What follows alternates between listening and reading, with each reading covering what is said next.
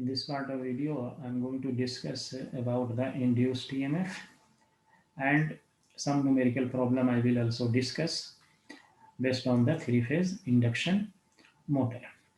So this induced EMF, instantaneous value of induced EMF of n-turn coil is as per Faraday's law of electromagnetic induction principle. This is given here, and the relation for this induced EMF is as per Faraday's law E1 equal to minus N1 d phi by dt. Let flux be in the form of sinusoidal, so phi equal to phi m sin omega t. Now differentiating this flux, putting the value of phi here, and we will get differentiation of sine is negative of cosine, and omega is taken outside. This is the phi m maximum value of the flux. So this term came, and omega is replaced by 2 pi into f. So 2 pi f omega is replaced. So this whole value is the maximum value of the flux, induced EMF, maximum value. And if you see this equation and this equation, the flux and induced EMF, the phasor diagram of flux is here, and the induced EMF is E1 is here. The phase difference between two is pi by 2, and induced EMF is lagging behind the flux by angle pi by 2.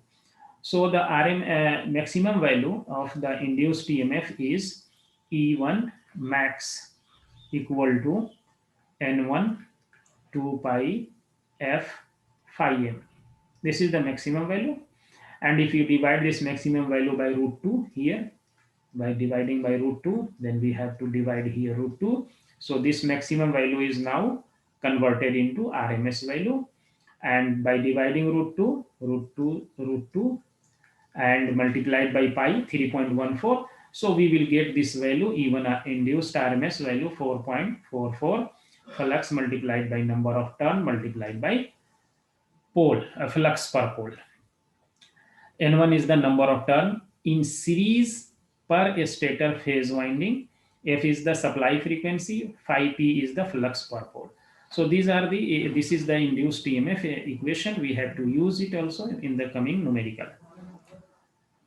So now this some definition is also here again written, and we can very easily understand whatever we have discussed in our previous lectures, that all equation has been written here. So we can very easily see it, that what are the relations for different values. So here n equal to rotor speed. Rotor speed is given. It is written in n with respect to a stator. This is the rotor speed with respect to a stator. Ns is the speed of a stator with a stator field with respect to a stator, or synchronous speed. This is the synchronous speed with respect to a stator. Nr, the speed of rotor field with respect to rotor. When rotor is rotating, the rotor field also rotates. When rotor is rotating, current is flowing, so its field is also rotating. Rotor, then it also create field. Current flowing, so it will create a field. And the rotor Nr equal to the speed of rotor field with respect to rotor. With respect to rotor, what is the speed of this rotor field?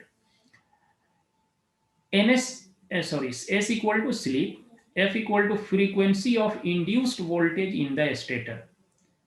Stator or supply frequency. Supply frequency, suppose this is our stator, and this is our rotor, and here in a stator the frequency is f. What will be the frequency in the rotor? Rotor will not have the same frequency. Its frequency will be different than the stator frequency, and that frequency is written by Fr, the rotor circuit frequency or slip frequency. I will see its relation, how rotor frequency is related with the stator frequency. So FR is the rotor circuit frequency. In case of transformer, the frequency of both side, primary side and as well as in secondary side, is same, running at the same frequency. But here, a stator side frequency and rotor side frequency will be different. So now here, NR is the NR is, what is NR? A speed of the rotor field with respect to rotor. So this is our synchronous speed, and this is the speed of the rotor. And so the difference of these two speed is known as slip. And the slip, we know here, the synchronous speed, that is given by 120 f by p. This is slip in rpm. Here ns is slip in rpm. So now here, from here, we can see very easily that nr equal to ns minus n, which is equal to s multiplied by n. What is ns? Ns is ns minus n divided by ns. So this is s. So this s multiplied by ns is nothing but ns minus n. So here s is written like this. Ns multiplied by s is equal to ns minus. So this is the speed of rotor field with respect to rotor. Now rotor frequency, if you have to write, then it is p by 120 multiplied by nr. From here also we can see that here f, what can I write from here? F equal to ns multiplied by this, multiplied by p and divided by 120. So ns multiplied by p, here p will come here, so ns multiplied by p and divided by 120. Same is here written also. It is for rotor side, so p divided by 120 multiplied by rotor field speed with respect to rotor. So now it is p by 120 ns multiplied by ns minus n. So this relation nr here written is this much, and this much is equal to s multiplied by ns. So s multiplied by ns is written. So this ns multiplied by p by 120, ns multiplied by p by 120 is what? F. So this is s into f. So rotor frequency is very interesting, is s multiplied by f.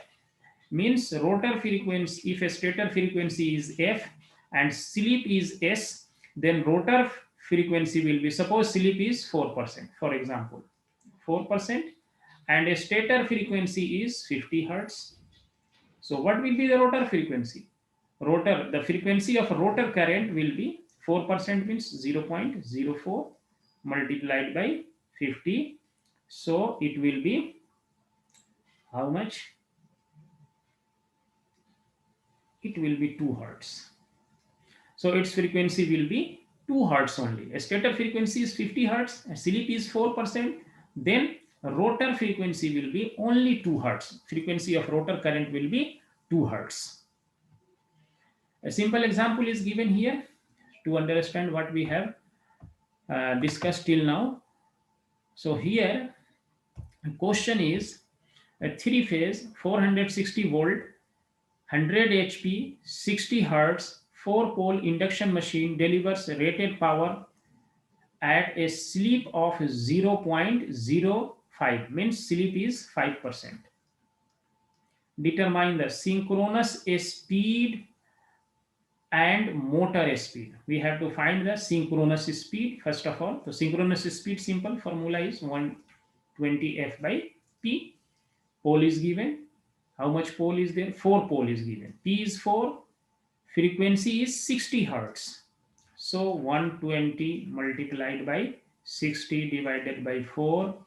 So here 3, it is 1800 rpm is the speed of Synchronous speed is 1800 rpm. Now a speed of another motor speed also it is asked. So we know the relation S equal to ns minus a speed of rotor divided by ns. Slip is given 5% means 0.05 equal to ns is calculated 1800 minus n divided by 1800. So from this relation we can also find the speed of rotor. So it will come here multiplied by this and it will go here. So in fact this speed will be 1800 multiplied by 1 minus 0.05. So by solving, next slide I will show how much its answer is coming. So by doing this we can find the rotor speed. How we very easily we can solve it. It coming means it will be equal to 1800 multiplied by 0.95. So this will be the rotor speed. Now frequency of rotor, a speed of rotating air gap field, frequency of rotor current, rotor circuit, slip, a speed of the rotor field relative to the rotor structure, stator structure, stator rotating field. So all these are calculated here. You can see all parts are given here. So from this relation we can see that this circuit, we need to select the pen. So this is the speed of this is synchronous speed already calculated. This 1800 multiplied by 1 minus 0.05 means 0.95 already in previous slide. So 1800 it will given 1710 rpm will be the speed of the rotor. This rotor is rotating at 1710 rpm. Now part B same as synchronous speed. It is asking now rotor frequency. It is S multiplied by stator frequency and S is given 0.05 and frequency of a stator is given as 60 hertz. So 3 hertz is the rotor current frequency. Rotor current frequency is 3 hertz and slip in rpm, rotation per minute slip. So this is S multiplied by already discussed in the previous slide, S multiplied by ns and S is given, ns is given, so 90. This is the rotor field speed.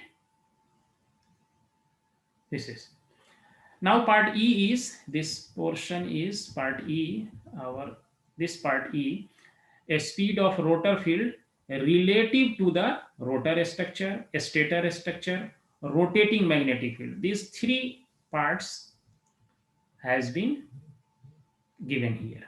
So these are the some questions, some parts of the question that is based on the slip and a speed of the motor and rotating magnetic field. So next part we will discuss about the machine equivalent circuit of an induction motor. This is very important part of an induction motor equivalent circuit that we will see in later part of the video.